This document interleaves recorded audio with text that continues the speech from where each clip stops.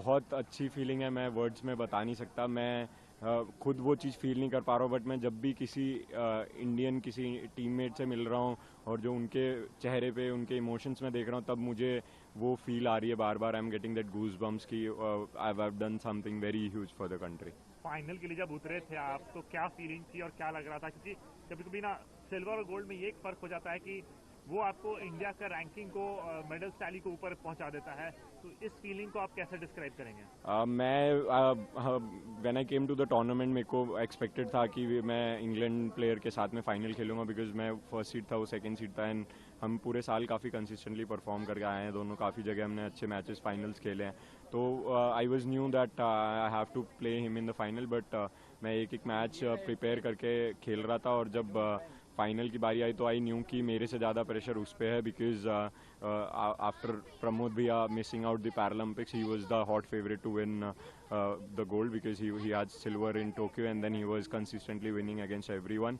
मैं कभी उससे जीता नहीं था पिछले पूरे सर्किट में, so he was the hot favourite to win. And then so I knew कि उसके ऊपर ज़्यादा प्रेशर है, that he have to live up to the expectations and everything. So I knew that I just have to stay calm, or then it will come my way. And that's what happened right from the start of the game. मेरे को feel हो रहा था कि he's nervous, he's being going impatient.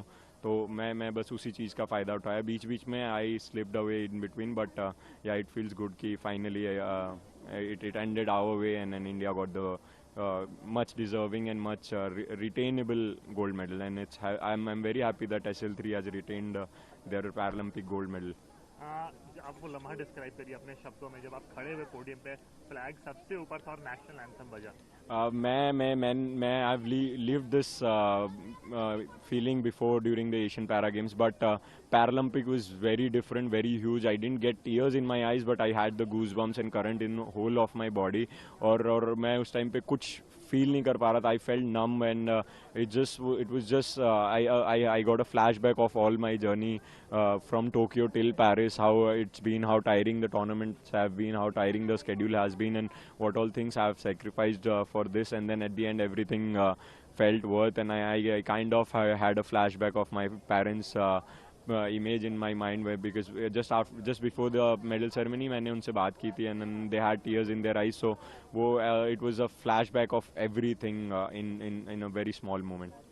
और अभी medal जीतने के बाद देश को क्या संदेश देना चाहेंगे देशवासियों? मैं सबका बहुत बहुत धन्यवाद देना चाहूँगा कि मैं I am not able to open my social media because it's been flooded with wishes and blessings, but मैं सबका बहुत बहुत धन्यवाद देना चाहूँगा कि उन्होंने बड़ों ने आशीर्वाद और छोटों ने अपना सपोर्ट रखा, अपना स्नेह रखा मेरे लिए, और मैं सबके एक्सपेक्टेशंस पे खरा उतरा और इंडिया के लिए एक गोल्ड मेडल जीत पाया।